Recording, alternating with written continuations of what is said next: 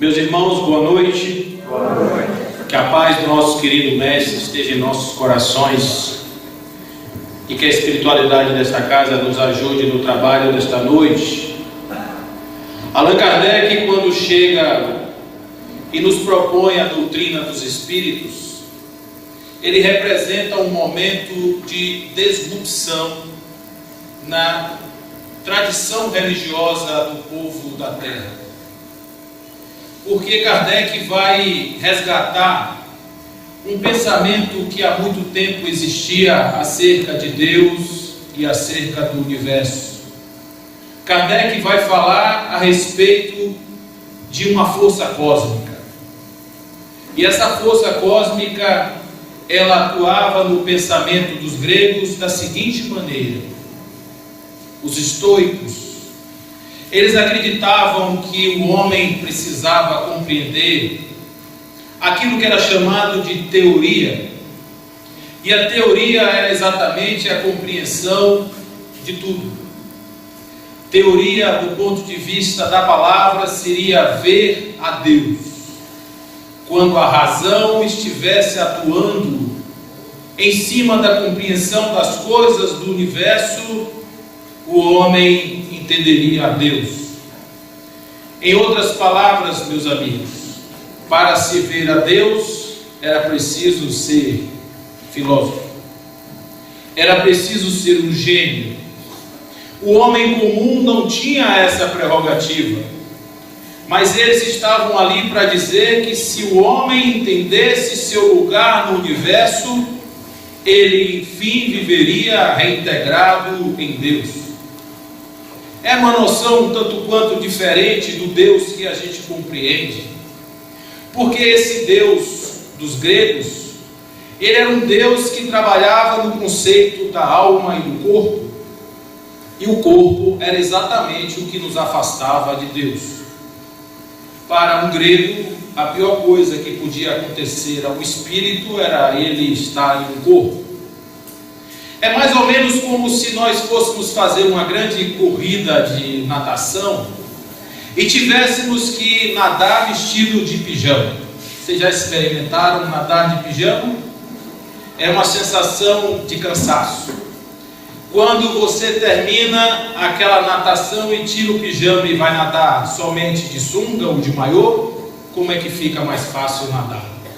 Assim o espírito exercitava no corpo a experiência do desgaste físico. E desta maneira o homem compreendia Deus. Passado algum tempo, este Deus que era plural na Grécia, podia ser um Deus de qualquer coisa. Um Deus de chuva, um Deus do mar, um Deus do vinho, um Deus de qualquer necessidade humana, inclusive um Deus sedutor, como é o caso do próprio Zeus, que tinha centenas de filhos na terra. Ele trabalhava mais com isso do que o Dr. Elcimar Coutinho, porque ele produzia muitos meninos, e ele se apaixonava pelas mulheres da terra. E a gente estava acostumado a ver esse Deus humanizado.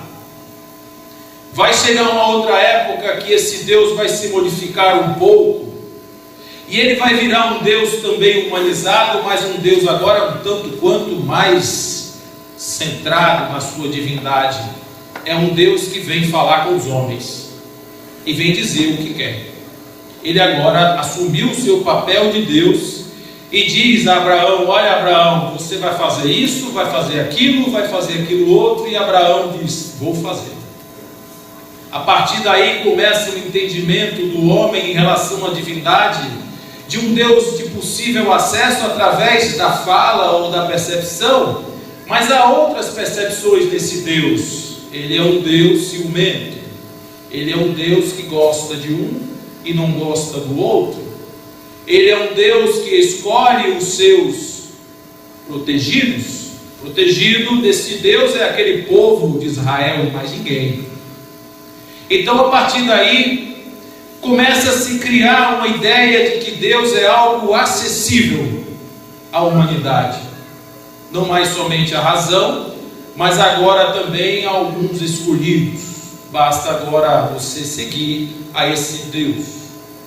E este Deus traz algumas leis fundamentais e leis muito objetivas, como leis humanas. Não roube, não mate, não cobice a mulher do próximo. Dá para duvidar dessa lei? Não, porque é direto. Não faça isso, não faça aquilo. Esta lei vai vigir durante muito tempo, e os fariseus vão pegar essas leis, os saduceus vão pegar essas leis, e todo mundo vai pegar essas leis e vão transformar em 600 e tantas leis para o entendimento de como adorar a Deus. Não trabalhar dia de sábado, não comer carne, não comer sem lavar as mãos. Viraram todos os códigos divinos, quando na verdade talvez Deus só tenha mandado 10 coisas mesmo. Mas o fato é que esse entendimento de Deus, ele vai criar de novo uma ideia de um Deus inacessível, mas um Deus que condiciona o acesso a Ele a partir de ações. Faça isso que você vai se dar bem. A partir deste entendimento vem uma nova revolução, e esta revolução muda um pouco essa história, e diz que esse Deus não é mais um Deus ciumento, não é mais um Deus nem dos inteligentes, muito menos daqueles que são os cegos seguidores. É um Deus plural, um Deus que abre as portas do seu reino para qualquer pessoa, desde que esta pessoa tenha a capacidade de amar. Este é o Deus pregado por Jesus. Mas há uma coisa que acontece depois de Jesus. As pessoas, não compreendendo a mensagem de Jesus, afastaram de novo Deus, porque Jesus botou Deus dentro do homem, e os homens tiraram Deus de dentro do próprio homem para colocá-lo no céu. E assim, quando queremos enxergar a Deus, olhamos para as estrelas, como os antigos faziam.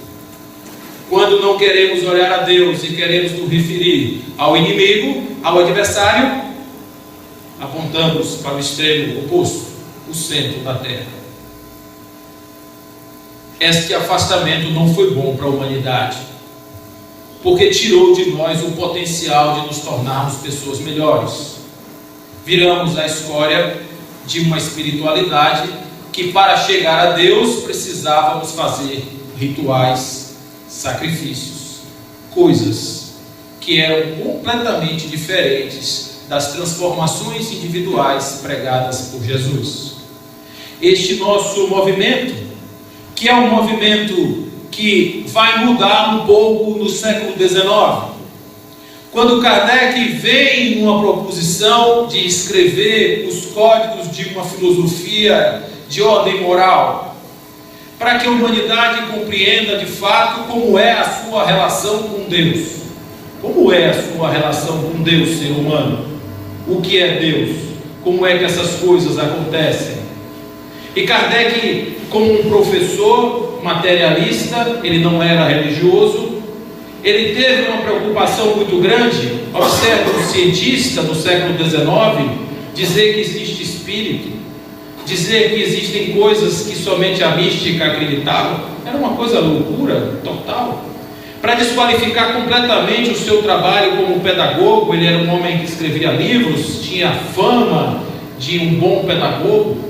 Então ele começou a ter uma preocupação de como estruturar o seu trabalho. E quando ele publica em 1857 o Livro dos Espíritos, ele publica um livro que é dividido em 4 partes. Cada uma das partes vai dar a ele o trabalho de escrever um livro para explicar as 4 partes. Eis aí o Pentateuco Espírita, que é coincidência com o Pentateuco do Velho Testamento. 5 livros, 5 livros. E aí vem uma segunda questão de semelhança, é que dentro do livro 3º, onde ele trabalha as questões morais, justamente as questões que têm a ver com o comportamento do espírito, ele divide em 10. E aí fica parecendo que Moisés voltou à terra para escrever de novo os 10 mandamentos. Mas ele vai chegar num determinado momento e vai perguntar para os imortais: o que vocês acham de nós dividirmos essas leis em 10? A resposta é simples. Você poderia dividir em 10, em 20. Parece carneiro crediário da Casa Bahia. Pode dividir quantas vezes você quiser. Não vai mudar a essência, porque a essência é que você precise mostrar o conteúdo daquilo que é o que precisa ser mostrado em 10 ou em 20 prestações. Kardec era professor. Então, ao invés dele criar um novo conceito de novas coisas, ele embarcou em algo que já habitava a cabeça das pessoas. As pessoas estavam acostumadas a pensar em 10 coisas, e ele embarcou nisso uma jogada de marketing certamente genial. E ele vai estruturar um decálogo para as suas leis morais. Mas antes de falar sobre as leis morais propriamente ditas, é importante compreendermos o que é moral. E aí eu vou fazer uma pergunta como Sócrates faria. Alguém diria para Sócrates: isso é imoral. E Sócrates ia perguntar assim: você sabe o que é moral? Não. Então você não pode dizer que isso é imoral. E a pessoa que ficava abalada com a resposta de Sócrates ia perguntar a Sócrates: e você, Sócrates, sabe o que é moral? Não, também. Eu só sei que nada sei. Era o que ele dizia. E não ficava dando pitaco na vida dos outros. Então, moral significa você agir de acordo com a sua expectativa, sem ferir a expectativa do outro. E o outro agir de acordo com sua expectativa, sem ferir a sua expectativa. E aí nós estamos falando de limites estabelecidos por critérios morais. Imagine que você está numa festa de casamento, muito chique, pessoas da alta estirpe. E lá está uma noiva com um vestido que ela inventou aí, uma moda nova de um vestido com uma cauda de 150 metros, com velas acesas em cima, e um casamento cheio de muita riqueza, de muitos doces, de muitas bebidas, de som bacana, tudo legal. E a gente vai para uma festa dessa e vê tudo funcionando perfeitamente. Alegria no lugar certo da alegria, os elogios no lugar certo dos elogios, e o pensamento que vem: gente chique sabe fazer essas coisas. Gente fina faz isso show de bola. Mas se esta festa fosse ali numa região mais pobre, as pessoas estavam se abraçando, falando de boca cheia, estavam talvez falando um pouco mais exacerbados, e aí a pessoa que saísse desta festa para outra dissesse: Deus me perdoe. Mas o fato é o seguinte, meus amigos: se nós pudéssemos no casamento das velas apertar a tecla SAP do pensamento de todas as pessoas que estavam ali, nós iríamos ficar chocados com o que nós íamos ver. A diferença entre um ambiente e o outro é que em um as pessoas são mais autênticas, são mais verdadeiras, são mais sinceras. No outro, as pessoas fingem uma polidez, porque lá dentro, mas que vestido horroroso. Nossa, como ela está velha.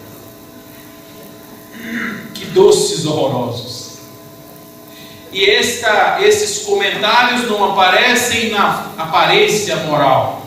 E é por isso que quem estuda a ética, quem estuda a moral diz: só existe moral quando há liberdade de agir. Quando você está coibido, quando você está coagido, quando você não pode agir de acordo com sua vontade, você não pode dizer que aquilo é um comportamento moral.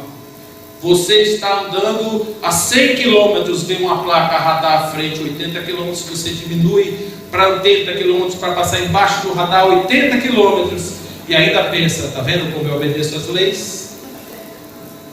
Isso não é procedimento moral. Procedimento moral é você olhar uma estrada e dizer: é seguro andar a 60 km por hora nessa estrada e não fazer o que não deve. Então, do ponto de vista moral, nós estamos dizendo que só existe lei moral se houver liberdade. Então daí tem que ter uma diferença entre a lei de Moisés e a lei de Kardec. A lei de Moisés é direta, não tem liberdade. Você pode amar a mulher do próximo, ela pode ser a coisa mais linda do mundo, mas você não pode desejar essa mulher. Uma outra lei moral é uma lei de princípios. As leis enunciadas pelos Espíritos são princípios legais, princípios de leis. Se eu chegar a pegar uma maçã e largar no chão, ela vai cair.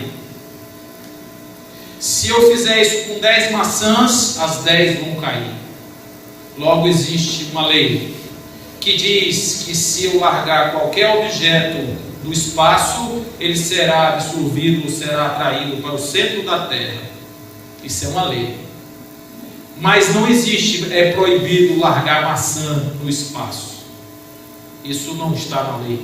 Eu largo se eu quiser. Se eu quiser pegar um caminhão de maçã e jogar no chão, assim eu posso fazer. Então é lei moral, uma lei que dá direito à pessoa de agir de acordo com sua vontade, mas toda vez que contrariamos um princípio fundamental da natureza, aquilo que o grego dizia sobre o olho do porco, que o olho do porco é divino porque faz a sua função de olhar para um porco divinamente, o vento é divino porque venta divinamente, como somente um vento podia ventar. Nós estamos falando agora de nós.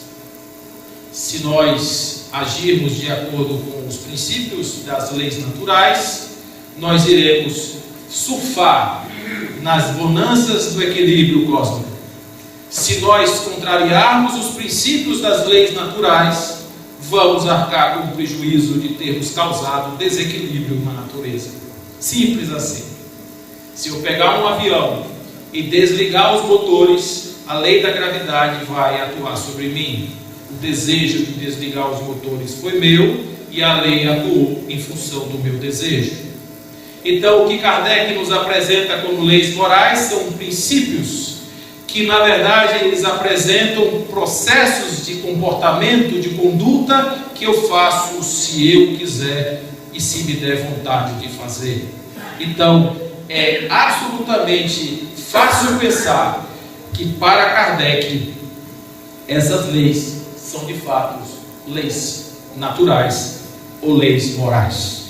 Como nos dizia Kant, a autonomia da vontade é o princípio único de todas as leis e dos deveres que estão em conformidade com eles. Então, para quem quiser ver isso de uma forma mais transcendente, os limpos de coração verão a Deus. Os que não tiverem maldade, os que tiverem amor, os que estiverem em sintonia com as leis cósmicas do universo, esses verão a Deus. Muito bem. Kardec, portanto, ele faz uma disrupção. Por quê? Porque o que Kardec traz, a rigor, não é uma religião, é uma doutrina. Uma doutrina de pensamento e de razão. E nós temos que olhar para isso não como um código de conduta a ser obedecido, porque senão eu vou para o inferno. Não. É pensar neste código de conduta como um nível de ajustamento do meu espírito para que eu possa ser melhor, para que eu possa ser um espírito mais evoluído, para que eu possa ser uma pessoa melhor, para que eu possa viver no mundo de forma melhor, para que eu possa então me encaixar na minha perfeição de forma absolutamente perfeita. Como Kardec dá a liberdade de uma doutrina de fé raciocinada, nós vamos seguir uma ordem um pouco diferente daquela proposta pelo Livro dos Espíritos. Uma ordem que vai dar mais ou menos uma cronologia da nossa existência. E parte do pressuposto de que o homem precisa existir para experimentar a sua transição sobre a Terra.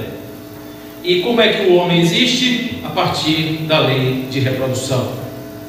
O homem vem à Terra através de um processo físico. Uma mãe física, um pai físico, um processo físico-químico, e eis que surge um bebê físico. E esse processo da lei de reprodução é absolutamente natural. E o que é que nos diz a lei de reprodução? Diz que os seres precisam praticar a reprodução para que esta espécie, para que esta casa de espíritos possa caber pelo mundo, para que possamos vir à Terra, para que possamos experimentar as nossas emoções e as nossas experiências, enfim, de vida, para que o espírito possa experimentar a sua passagem pela carne. Então, nada mais sagrado do que a vida no corpo, porque o corpo é a escola principal do espírito. O corpo é a fundamentação da sua experiência material. Não existe condição de um espírito passar pelas vicissitudes que uma matéria dá ao espírito sem viver na carne. Não tem como. Então é preciso viver essa experiência. E o que nos diz os princípios de fundamento da lei de reprodução? Que a primeira coisa que acontece quando dois seres se juntam é haver ali uma afinidade fluídica. Uma pessoa, para estar com a outra em nível de reprodução, para criar alguém, precisa ter uma afinidade fluídica. Esta afinidade fluídica, ela acontece também do ponto de vista material. As pessoas se apaixonam, porque o corpo é feito para se apaixonar. Quando uma pessoa está junto da outra e dá um beijo, ali existem princípios químicos que estão atuando. Tem uma proteína chamada MHC que está na boca, que diz assim: esta pessoa é o príncipe da minha vida. Mas ali dentro está dizendo: ele é o pai biológico dos meus filhos sadios. O organismo interpreta assim. E depois vem o show da dopamina, da ocitocina, da noradrenalina, de todo mundo, as linas todas da cabeça, fazendo com que fiquemos terrivelmente apaixonados um pelo outro, quimicamente, obviamente. A paixão avassaladora dura 3 anos, infelizmente, porque é o tempo do rebento criar força para existir. A partir daí tem que existir as afinidades espirituais para construir as relações sadias, para construir os princípios da família, porque aí é que nasce uma família, a partir justamente dessa união de um homem e de uma mulher. E eu não estou querendo ser aqui um discurso homofóbico, porque hoje pode ser uma família de homens ou de mulheres, mas eu falo do ponto de vista da reprodução, porque a ciência ainda não resolveu esse problema. Então, existe hoje a necessidade desta dualidade de gênero para produzir filhos. E por que produzir filhos? Porque uma família é uma afinidade de espíritos que vem para uma experiência conjunta. Por que junta? Porque se meu filho nascesse na Sibéria, eu não ia conseguir encontrar com ele para poder reparar os meus problemas espirituais. Então é melhor que ele nasça na minha casa, porque fica mais perto, é o dia inteiro, é um contato maior, e assim a gente vai formando uma família. A família, portanto, tem a necessidade de estarmos juntos. Então essa célula que foi fundamental para a existência e sobrevivência da espécie, nós estamos aqui hoje graças à família, ela nasce a partir da necessidade da reprodução. Depois daí vem o amor, vem o companheirismo, vem as afinidades. O que os espíritos vão nos ensinar acerca da reprodução é: o homem deve ser monogâmico? É uma resposta que pode ser sim ou não. O homem é monogâmico por costume e não por tradição, porque não há mamíferos na Terra que sejam monogâmicos. Então existe uma força que impulsiona a carne à poligamia. O homem até já tentou isso, mas hoje é importante que esta necessidade seja absorvida e administrada, não proibida. Porque no momento em que as pessoas simplesmente dão vazão às suas necessidades físicas, elas acabam muitas vezes com as famílias. E a partir do momento em que se acaba com a família, se destrói muitas vezes um plano de encarnação, de reencarnação, simplesmente porque eu gostaria de sentir necessidades de sensações que eu não consigo sentir na minha casa. Causa e consequência. Você pode fazer, pode, filho, fazer o que você quiser.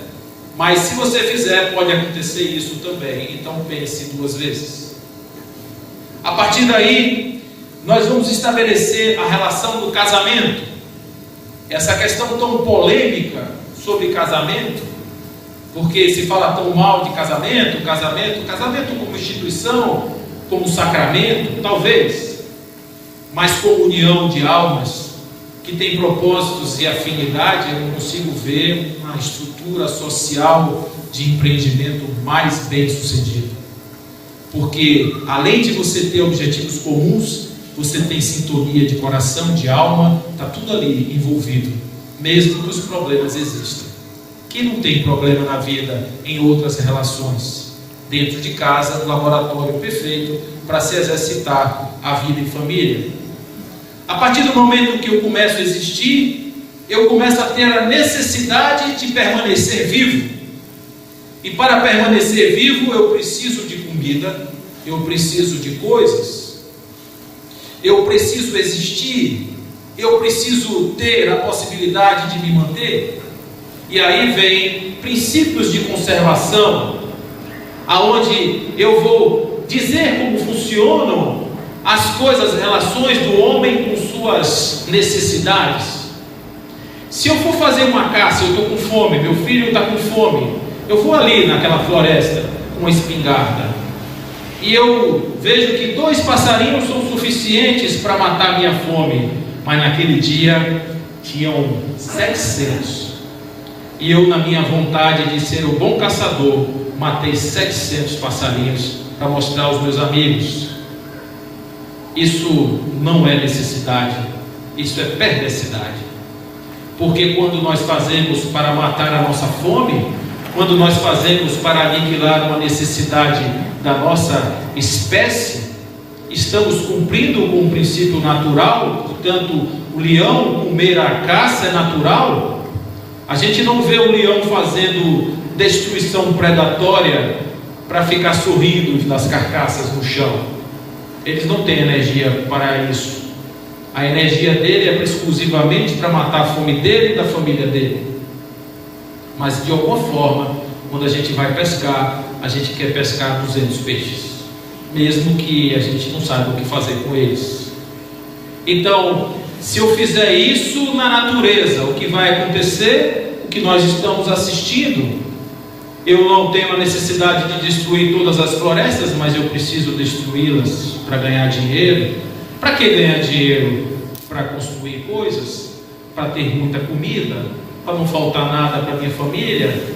E dessa maneira o mundo e a gente vai criando uma relação de desigualdade e incompatibilidade, aonde o resultado disso é uma catástrofe ecológica que nós estamos assistindo no mundo. Portanto, o homem precisa entender o que é necessário para a sua sobrevivência e a partir daí aprender a zelar por isso. Nós somos talvez um dos povos que temos a pior forma de lidar com esse tipo de questão. Nós jogamos os dejetos no rio, que traz a água, que mata a sede, e sem água eu morro. Então a gente passou agora por uma crise aí, um simulacro de crise em São Paulo, que mostra o que seria um país sem água. E a gente continua jogando esgoto dentro do rio. Então isso é uma questão que a gente precisa parar para pensar. O que é que eu estou fazendo com os recursos que me são dados? Os Espíritos nos explicam o que nós precisamos. De que maneira nós precisamos lidar com as nossas necessidades para poder vivermos no mundo em harmonia com o nosso vizinho e com a natureza. E a isso ele deu o nome de lei de conservação. E observe que ele traz ali na questão 707: não basta olhar a terra para encontrar o que se deseja, mas se deve procurar com ardor e perseverança, e não com moleza. Porque podia se imaginar que a terra podia nos dar tudo de graça, e aí nós viveríamos uma barbárie, nós viveríamos ainda no primitivismo das nossas sensações, dos nossos instintos. Como nós resolvemos nos civilizar, nós temos que trabalhar, nós temos que criar meios para encontrar a nossa sobrevivência, e a partir daí existe o trabalho. É a partir do trabalho que eu tenho justamente a necessidade da transformação. E nós não estamos falando do trabalho simplesmente do trabalho físico, estamos falando também do trabalho espiritual. É constante o trabalho físico e o trabalho espiritual. O que é esse trabalho físico? Nós aprendemos a ver trabalho como castigo. O tripalium era uma máquina de tortura, e ela tem o mesmo nome do que nos sustenta. Então, quando a gente vai para a rua, a gente pensa em Adão miserável, porque agora eu estou suando o suor do meu corpo para ganhar um pão. E isso foi você que fez isso comigo, porque você podia ter me deixado lá no paraíso. E obviamente que nós não estamos falando dessa transformação, porque sair do paraíso divino foi uma opção evolutiva da espécie humana. O espírito, com E maiúsculo, precisava sair da pasmaceira de um paraíso onde tudo se tinha, para arcar com o custo da sua escolha, das suas vontades. Então, a partir daí, nós precisamos trabalhar para construir uma casa, trabalhar para manter uma sociedade, trabalhar para manter a ordem, trabalhar para manter o mundo material com as nossas necessidades ainda prementes, intacto, perfeitamente funcional, bom para todo mundo. Não é? Então, se não fosse o trabalho, se não fossem as pessoas do trabalho, como é que eu iria, de certa forma, criar remédios? Como é que a ciência iria promover os avanços? Então, hoje, para vocês terem uma ideia, o homem consegue produzir alimento para cerca de 2 bilhões de habitantes a mais do que a população da Terra. E isso ele fez através de transgênicos, de tecnologias de produção agrícola, e obviamente que isso tem a ver com o trabalho. E quando a gente pensa naquela dualidade do ser espiritual e do ser material, a gente fica, mas não seria melhor eu ir para o alto da montanha meditar? Eu estou doido para me aposentar para cuidar do espiritismo, porque isso acontece, porque na verdade tudo é trabalho. É o trabalho da caridade, é o trabalho de fazer a meditação, é o trabalho de botar o espírito para refletir sobre os seus problemas do dia a dia. Isso também é trabalho. Onde não existe o trabalho, existe o ócio. E o ócio, na verdade, ele não está muito bem ajustado numa sociedade como a nossa, que negociamos. Negociar significa colocar, ou seja, colocar o ócio fora, transformar o ócio, negociar o ócio. Então nós estamos falando que o homem não tem o direito de trabalhar e ficar simplesmente parado. Lá, quando nós olhávamos no Evangelho, víamos a parábola dos homens que estavam à espera de um trabalho, e que aquele homem chegava no final do dia e ia na rua, pegava os últimos, levava para a sua propriedade, e quando ia dar o dinheiro, dava igual para todo mundo. Ah, reclamação.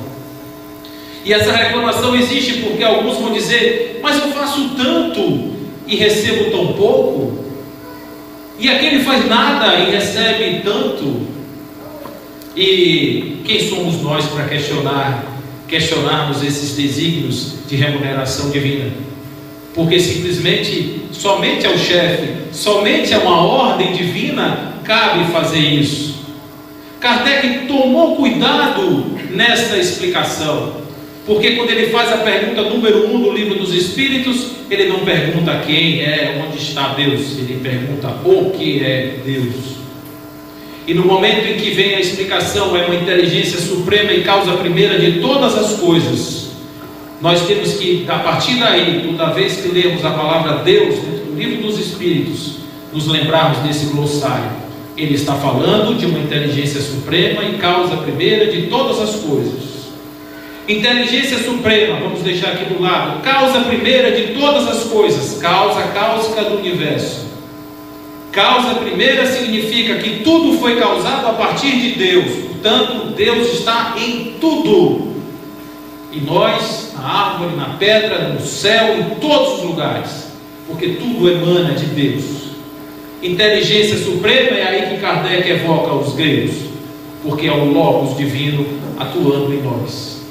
Então, quando nós estamos falando que Deus nos dá o frio conforme o cobertor, Ele estabelece, são os princípios divinos, que atuando nas nossas condições isoladas, individuais, nos dá as experiências melhores. Aquelas pessoas que são ricas, que têm aparentemente o fausto, a riqueza, eles têm experiências particulares que são específicas daquele espírito. Ao outro pobre que tem a carência de tudo, são experiências daquele espírito. Não dá para comparar um com o outro, porque são experiências diferentes, remédios diferentes para doenças ou males diferentes. O trabalho, ele não serve como instrumento de comparação, ele serve como instrumento de quando eu chego na terra e chego para fazer algo, recebo os meus talentos, recebo o meu corpo, a minha força, a minha inteligência, e a partir daí eu tenho que desenvolver os meus trabalhos com dignidade, com a cabeça levantada e vivendo sempre espiritualmente. O que é isso? Reconhecendo naquele trabalho as oportunidades de me refazer com os meus irmãos, com os meus colegas. Não existe ambiente mais hostil para a alma do que o ambiente de trabalho. É ali onde estão as piores relações humanas: inveja, ódio, necessidade de um passar por cima do outro. Isso está ali, de uma forma muito clara. E olha que laboratório maravilhoso nós temos para lidar com isso. A matéria e as necessidades espirituais convivendo juntas num dia de trabalho. E é por isso que as leis do trabalho, que vão trazer para nós esta visão clara de qual é o papel do trabalho na nossa existência, faz parte deste nosso conjunto ordenado. Este trabalho, ele está vinculado a viver junto do outro. E este viver junto do outro significa uma sociedade. Uma lei de sociedade é, portanto, uma lei que diz que o homem nasceu para viver junto. Nasceu para viver em família, nasceu para viver numa comunidade, nasceu para se relacionar. Nós temos um psiquismo, uma constituição psíquica que precisa do outro. A criança precisa da figura paterna, precisa da figura materna para formar o seu eu, a estruturação da sua personalidade.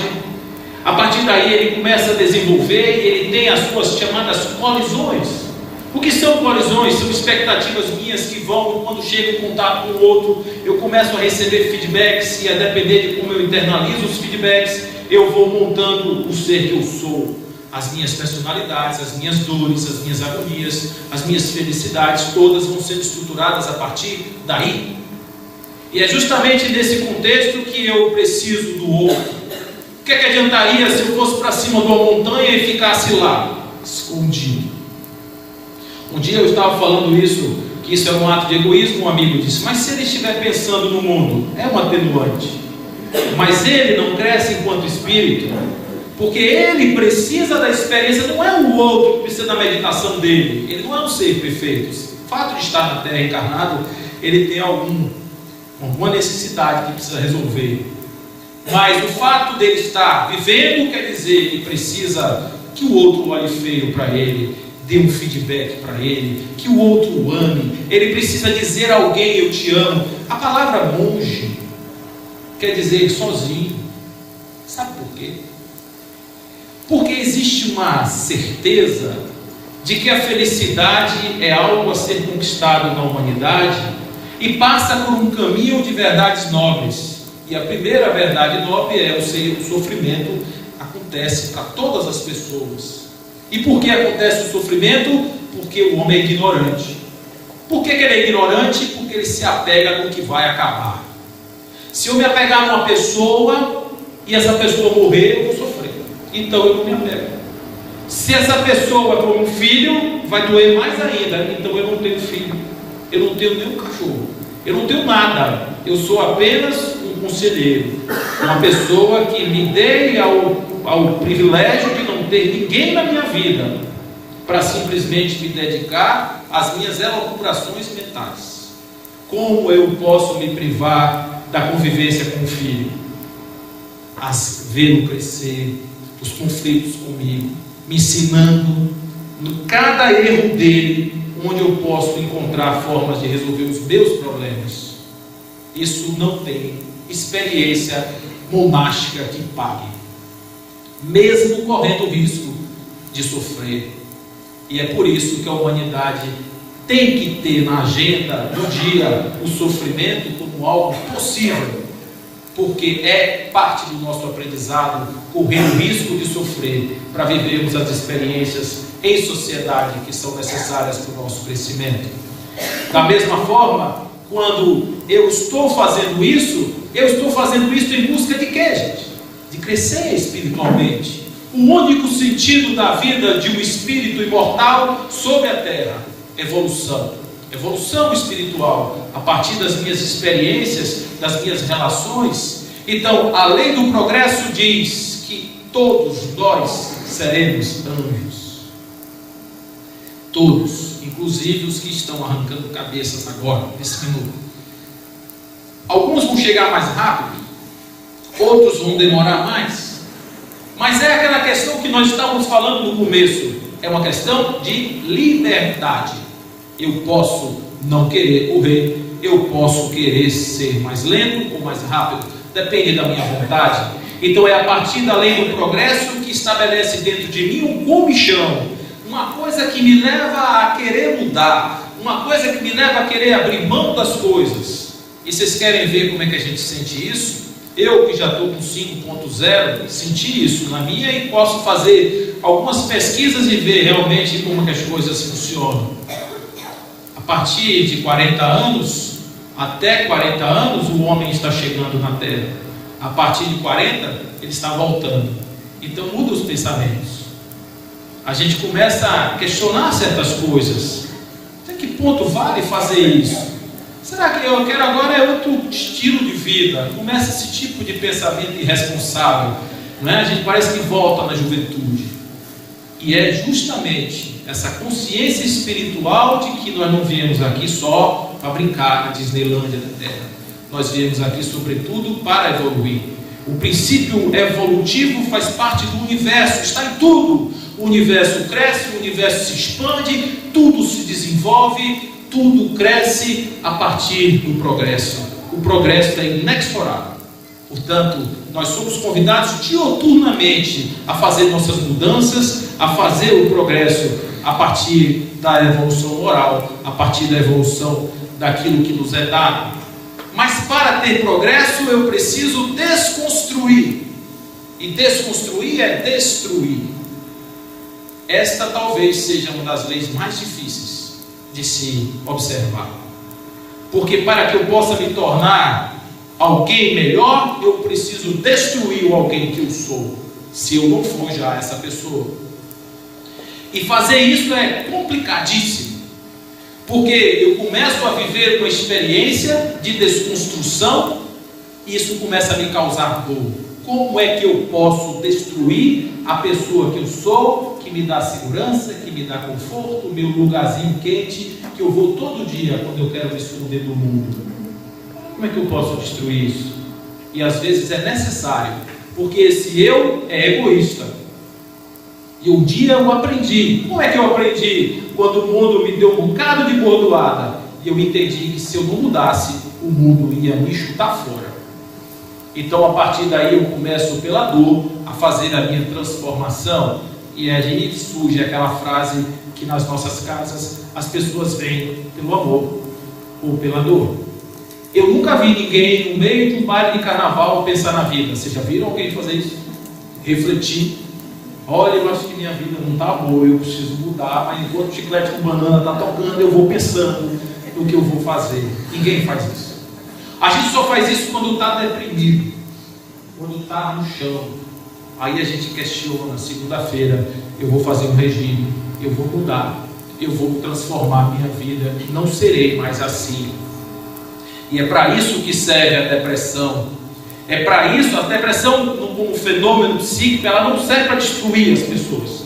Ela serve para botar a pessoa quietinha ali, para a pessoa pensar, que tem uma lagartixa no sol. Pensa aí. Menino, pensa aí o que tu está fazendo com a tua vida. Alguma coisa de bom precisa sair desse seu pensamento. Então, quando a gente sai de uma crise de depressão só com remédio, diz, fiquei boa. O psiquiatra disse que daqui a 57 anos eu fico livre do remédio. Eu ainda não consegui chegar lá. Eu só vou chegar lá quando eu descobrir por que eu fiquei daquele jeito. E isso é desconstruir. É partir para fazer isso. É o que Hermãos do Fogo nos convida com o nome de reforma íntima sem martírio. Mas normalmente nós fazemos reforma íntima com martírio. Como é isso? Eu não posso pensar isso, eu não posso querer isso, eu não posso desejar isso. E quanto mais eu não quero, mais eu quero. Então, desconstruir é de verdade. Não é para fora, não é para os outros verem, é para mim. É para eu perceber e mudei. Aí sim, eu tenho uma verdadeira transformação. A partir da desconstrução do ser, eu consigo perceber que todos somos capazes de fazer isso. Porque se eu não perceber que o outro é igual a mim, se eu não perceber que o outro tem a mesma necessidade que o outro está na mesma escola evolutiva do que eu, em estágios diferentes, eu não compreendo o outro. Eu não compreendo o filho, eu não compreendo a mulher, eu não compreendo o vizinho. O cunhado eu nem falo e a sogra então nem pensar. Porque eu preciso pensar nisso como fundamento da minha vida. O fundamento é todo mundo é igual. Todo mundo é filho de Deus. Isso a gente repete o tempo todo. Mas a gente não consegue ver o outro como igual a mim. O outro está com outra roupa. E eu acho que ele é diferente de mim porque ele se veste diferente de mim. Então, experimente chegar ali no Fórum Rui Barbosa sem paletó e passe na frente do vigia para você não perguntar é aonde. Passe de paletó, bom dia, doutor. Mesma pessoa, roupa diferente, contextos diferentes.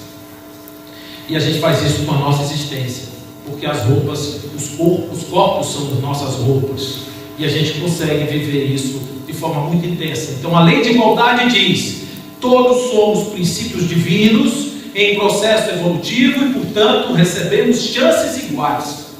Se há diferença entre um e outro, é por conta de escolhas, por conta de experiências já vividas, por conta do tempo do espírito, por conta dessas necessidades que foram construídas. Aí eu passo para fazer o meu processo realmente de me perceber. Quando eu chegar na rua e olhar um homem caído, e eu me ver ali, aí eu consigo realmente ter essa percepção de igualdade. Igualdade não é algo para ser dito, é algo para ser sentido, assimilado. Essa lei é uma lei que nos coloca, porque todo mundo, o rico e o pobre, estão submetidos a essas mesmas leis. A lei de causa e efeito atua em qualquer lugar e não é da Terra, é do universo e dos infinitos universos conhecidos. A partir daí, vem uma lei extremamente importante. Tudo isso que eu falei até agora é opcional. Você faz se quiser. Se você não quiser, não tem problema. Só tem uma questão: você vai demorar mais de sentir aquela formigazinha que dá aqui dentro quando a gente sente que está em contato divino, que está em contato direto com Deus. Aí a gente demora de sentir? A gente fica mais duro, mais denso. O que é que acontece? A pessoa vai para o inferno? Não, porque o inferno é um processo de consciência. Mas a pessoa não vai para um lugar que talvez gostasse de ir ou quisesse ir. Vai para um lugar diferente, que é fruto das suas paixões, das suas aspirações, das suas necessidades sensoriais. Ele vai construir o seu próprio mundo de acordo com as suas ilusões mentais.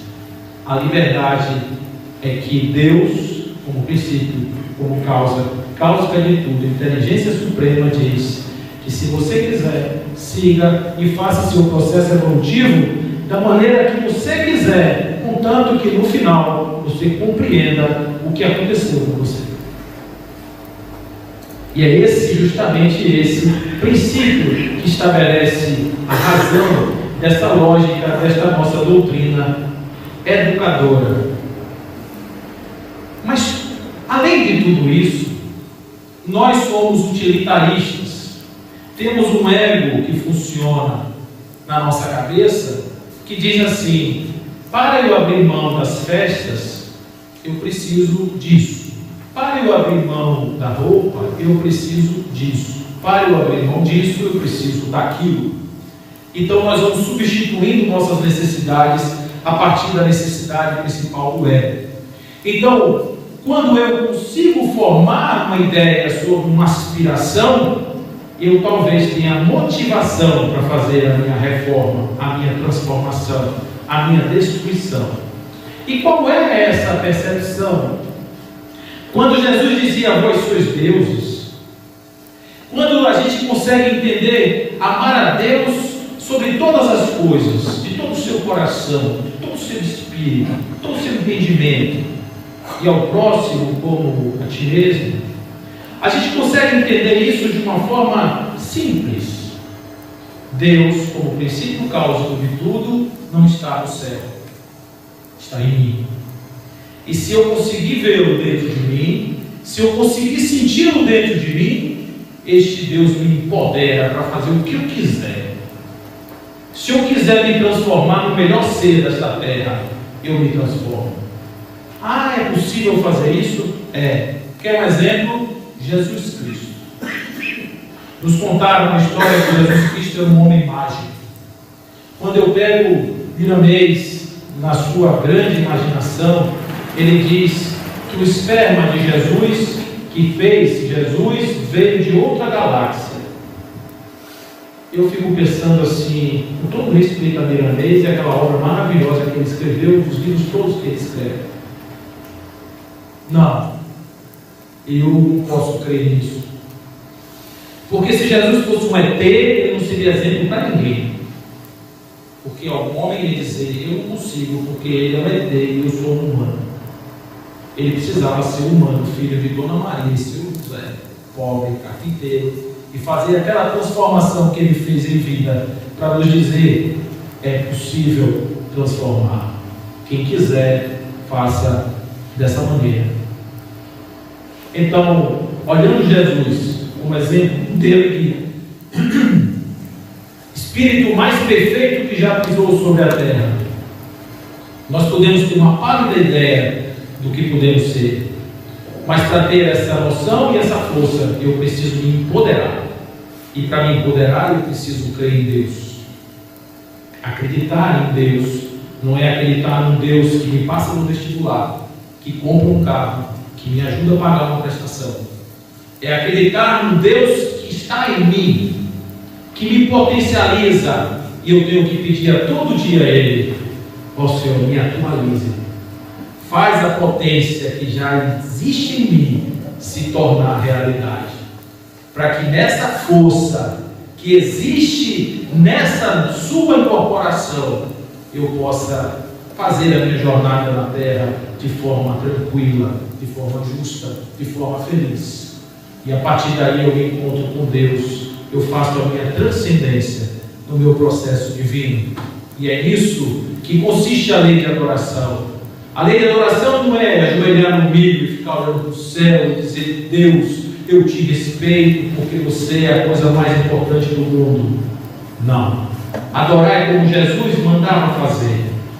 Feche a porta do seu quarto interior e em secreto ore, porque Ele que te vê em secreto te recompensará. Este quarto interior é nossa consciência, é nossa mente, é nosso coração, é nossa alma. Isso é o nosso quarto interior. E é nisso que nós devemos nos pegar quando queremos falar com Deus. A minha mãe querida e amada mora aqui em Vila do Atlântico, está ali. Quando eu quero falar com ela, eu tenho que pegar um telefone, discar um número, ela tem que atender e dizer alô. Se eu pegar o telefone e ficar falando com o telefone, ela não vai saber o que eu quero dizer a ela. Ou seja, antes de fazer uma oração, eu tenho que estabelecer uma sintonia. Eu tenho que ligar o telefone. E aí, Jesus nos ensina a evocação, a nossa conversa e o agradecimento, como forma de criar uma reza. As pessoas dizem assim: mas eu não sei rezar, eu não sei fazer oração, porque acho que fazer oração tem que fazer um discurso para Deus. Deus não está preocupado com o discurso. E aí vamos lembrar de Jesus de novo. Ele simplificava: Pai. Pronto, simples. Ele sabe o que é com ele. Basta que o coração esteja em sintonia. E isso consiste a lei da adoração. Não adorar como imagens, como necessidades. Existem pessoas que precisam das imagens. Claro, isso é errado? Não, porque é a forma que a pessoa usa para a sua sintonia. Cada um tem seu tempo, sua forma, sua necessidade. Outros já conseguem fazer sem a imagem. Então, que faça, dentro do seu processo, cada um encontre sua forma. E por fim, a lei das leis. A lei do amor, da justiça e da caridade. Não existe nada disso que eu falei para vocês. Não existe Deus, não existe transformação, não existe progresso, não existe nada, nem reprodução, se não houver amor. E amor pressupõe justiça. Justiça no sentido mais amplo dessa palavra. Justiça é você reconhecer aquele espaço que é comum, aquele espaço onde você está dentro, que você está convivendo com outras pessoas, uma relação de sintonia, de necessidades que estão em conjunto. Isso é justiça. E caridade. A caridade que vem como promessa de uma doutrina que diz que fora da caridade não existe salvação, mas que se subdivide em três coisas fundamentais. A bondade, chamada de benevolência, que sem bondade você não consegue fazer caridade. A indulgência, que é simplesmente você separar o ator do ato. O que é o ato? O ato é o que o espírito que está aprendendo pratica, que todos nós praticamos. É aquele comentário da festa da vela, da moça. É o comentário negativo do bolinho do aniversário. Isso é o ato. O ator é o espírito imortal que está aqui para crescer através dos seus erros, das suas experiências e das suas necessidades. Então esse é o sentido da indulgência. Você acolhe a pessoa e deixa que a consciência dele e eventualmente a justiça dos homens atue sobre os atos praticados. E por fim, o perdão das ofensas. Porque sem perdão não existe caridade.